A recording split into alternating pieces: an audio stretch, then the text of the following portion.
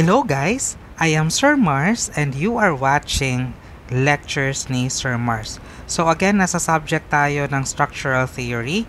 So ito yung mga unang topics sa structural theory. So madami dito mga blah blah blah guys. So I hope na you bear with me. Okay? So ang pag-uusapan natin sa video na ito ay tungkol sa analysis and design process. Okay? So, let us begin. Okay, so ano ba yung pinagdadaanan ng isang typical na structural engineering project? So, meron tayo mga phases of a typical structural engineering project. So, nandito na nga yung tinatawag nating planning phase. Then, after sa planning phase ay yung preliminary structural design. Then, we estimate the loads. Then, afterwards is the structural analysis, or ito na yung pinag-uusapan natin, guys. Ito kasi yung subject natin, yung structural analysis. Then, after natin mag-analyze, no, sa structural na part, no, after natin mag-compute, no, ay kailangan nating masatisfy yung safety and serviceability requirements. Okay?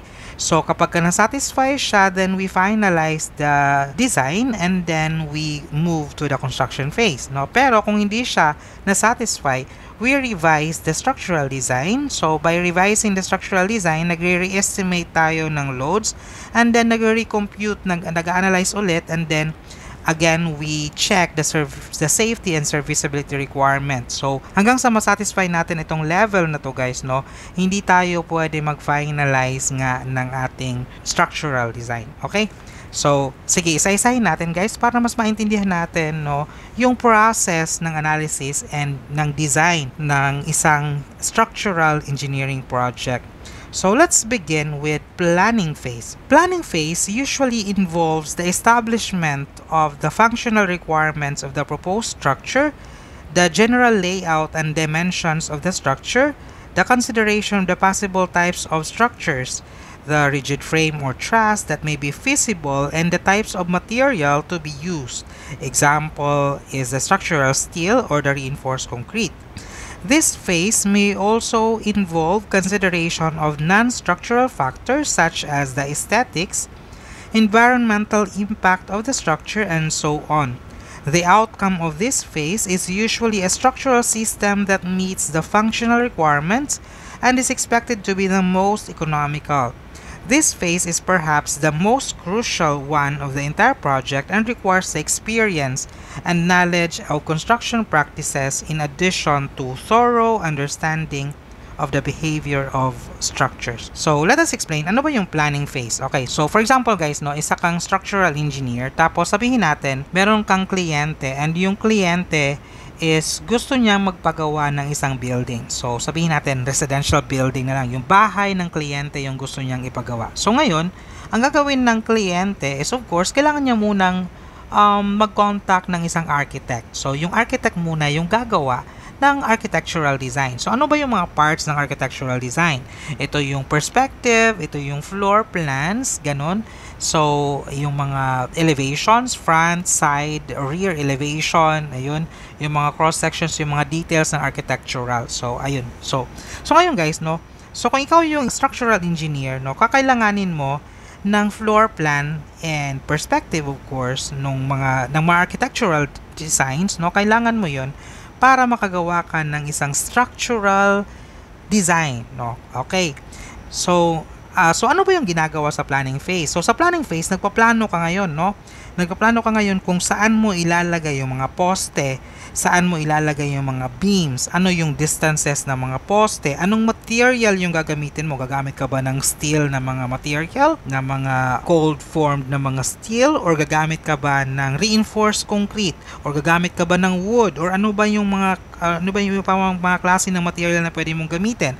Then of course, you have to consider everything here, no? So, ano ba yung kailangan mong i-consider dito? Like, gagamit ka ba ng truss, frame, di ba? Ano ba, yun yung mga kailangan mong i-consider guys kapag ka nagpaplano ka pa lang. Take note, kailangan mo din i-consider dito yung mga non-structural factors such as for example yung aesthetics, di ba? Yung environmental impact ng structure. So madaming mga pwede mong i-consider dito sa planning phase. So ayun. So yun na nga guys, no. So yung output mo dito sa planning phase is of course yung mga location ng mga poste, kung saan mo siya lalagay. And take note, you should consider here kung economical ba yung planning na ginawa mo, no? So, dapat meron kang ganyang consideration. So, dapat nakakonsider mo na yung economical sa phase na ito. Okay? So, ngayon, let us now move to the next phase, which is what we call the preliminary structural design. So, ano ba yung nangyayari sa preliminary structural design? So, in this phase, the sizes of the various members of the structural system selected in the planning phase are estimated based on approximate analysis, past experience, and code requirements. The member sizes thus selected are used in the next phase to estimate the weight of the structure. Ayun.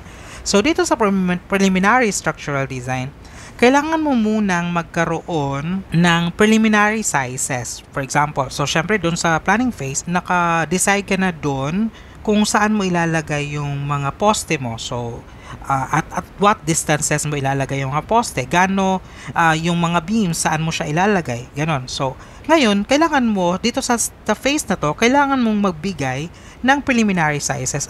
Gusto ko yung poste ko ay 400 by 400 millimeters. Ganon. So, these are preliminary sizes. So, take note guys, no, preliminary pa lang ito.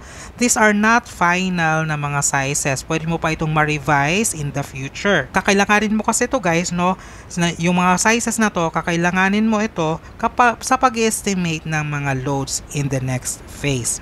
So next, dito na tayo sa third phase, which is the estimation of loads. So estimation of loads involves determination of all the loads that can be expected to act on the structure. So ayun. So kanina nag-decide ka na ng mga sizes. So for example, nag-decide ka ng beam na 250 by 400. So of course, kapag naka-decide ka ng ganong dimension ng beam, makaka-estimate ka na din ngayon ng dead load or nung weight nung beam.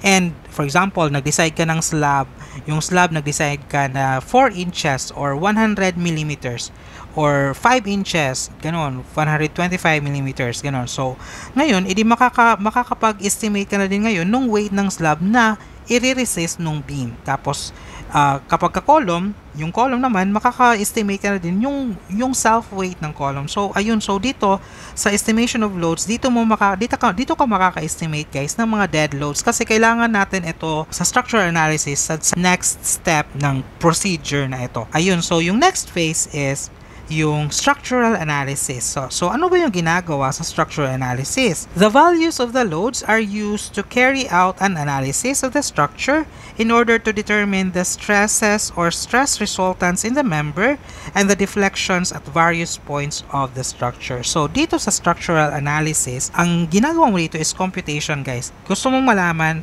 yung mga stresses or stress resultants, gusto mong malaman yung deflection, gusto mong malaman yung strength ng ating mga members. Yun yung ginagawa natin sa structural analysis. In other words, gusto nating malaman dito kung yung ating members ba na na-design, preliminary na design, no, ay kakayanin yung mga actual na loads. So, yun yung ginagawa natin dito. And, take note, no, yung deflection, mahalaga yan, guys, no, kasi, for example, na-compute natin nakakayanin ng ating structural members yung mga loads, pero malaki yung deflections. May mga times na lumalampas na sa allowable yung mga deflections na yun, so, kailangan nating i-revise pa din yung ating structural design.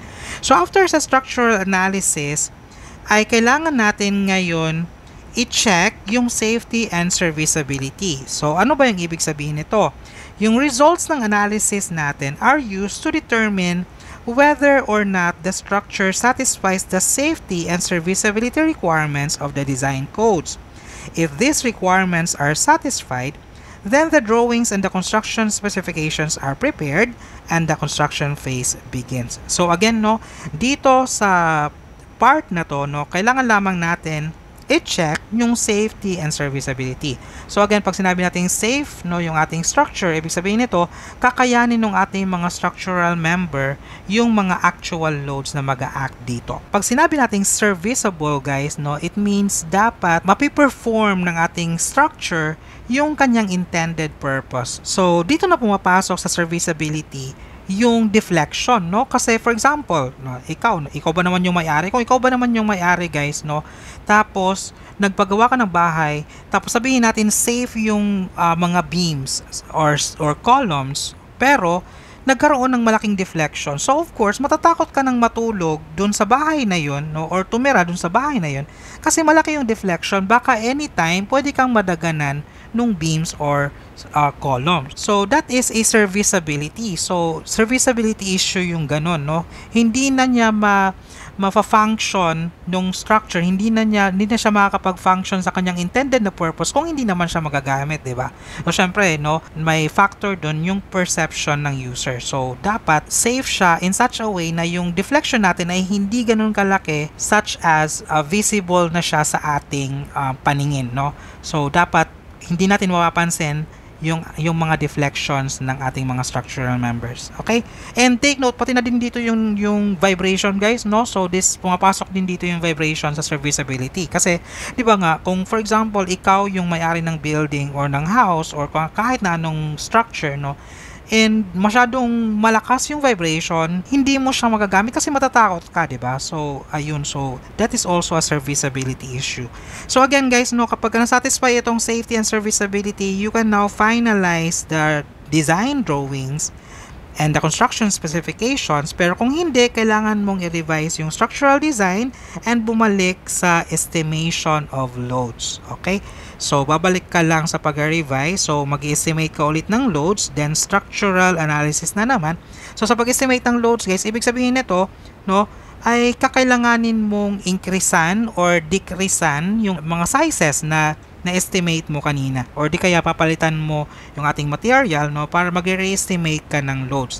Tapos magko-compute ka na naman, sa structural analysis ka na naman, and then mag-check ka na naman ng safety and serviceability. Kapag ka na-satisfy yun, again, no, you can finalize now the drawings and then go to construction phase. So, take note, guys, no, sa actual, hindi ka naman kaagad dumiretso dito sa construction phase, no? So, kailangan mong mag-revise ng ilang beses, no, ng structural design bago ka makapag-finalize, no? And doon na kasi din pumapasok kasi yung economical, di ba? Kasi kung for example, sa una mo pa lang na preliminary structural design, tapos pag-estimate mo ng loads, pag structural analysis mo ay na-check ka agad si safety at saka sa serviceability, no? Usually, hindi ka agad pupunta sa construction phase, no? Usually, hindi mo ka agad ipa-finalize kasi ang reason yan is baka ang na-estimate mo sa preliminary ay masyadong malaki. In other words, over-design. So, kapag ka ganun, no, take note na i-revise mo muna kahit safe siya sa una kaagad, no? I-revise mo muna and itatry mo muna yung mga smaller na dimensions bago ka mag-finalize ng inyong structural design. Ayun, so again, mahalaga yung safety and serviceability check. Okay? Then afterwards, so again, ulitin lamang natin, guys, no, kapag ka hindi na-satisfy yung safety and serviceability check, you have to revise your structural design. So if the code requirements are not satisfied, then the member sizes are revised. Kailangan mong i-revise yung mga member sizes kasi baka masyadong maliit or masyadong malaki. And the phases through 5 are repeated until all the safety and serviceability requirements are satisfied. So ngayon, kapag na-satisfy na siya, guys, so again, you can now finalize, no, yung ating design and then go to construction phase. Okay?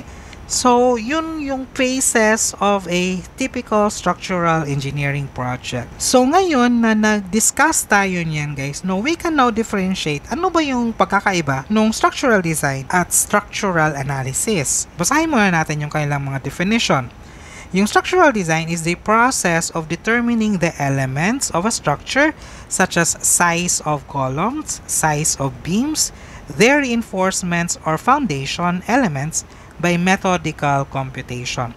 So, sa structural design, guys, dito ka nag-determine or nagko-compute ng mga sizes ng columns, ng beams, kung ilang reinforcement yung ilalagay mo, gaano kalaki yung foundation, yung footing. Ayun, so meron tayong process ng pagko-compute para sa pag-design. Yung structural analysis, it is a process of determining whether yung design na nagawa can resist to actual loads. In other words, structural analysis is to evaluate the performance of the structure. So take note guys, no? Bago ka makapag-structural analysis, kailangan mo ng design. Kasi hindi ka makakapag-structural analysis kung walang design. And take note, makakapag-revise ka lamang ng structural design mo pagkatapos ng structural analysis. So preliminary muna guys na structural design, then analysis, then babalik ka naman sa structural design, i-revise mo yung design, then analysis na sad. So para siyang cycle, no? Pabalik-balik siya hanggang sa masatisfy ka and makakuha ka ng optimal na mga design. Ibig sabihin nitong optimal,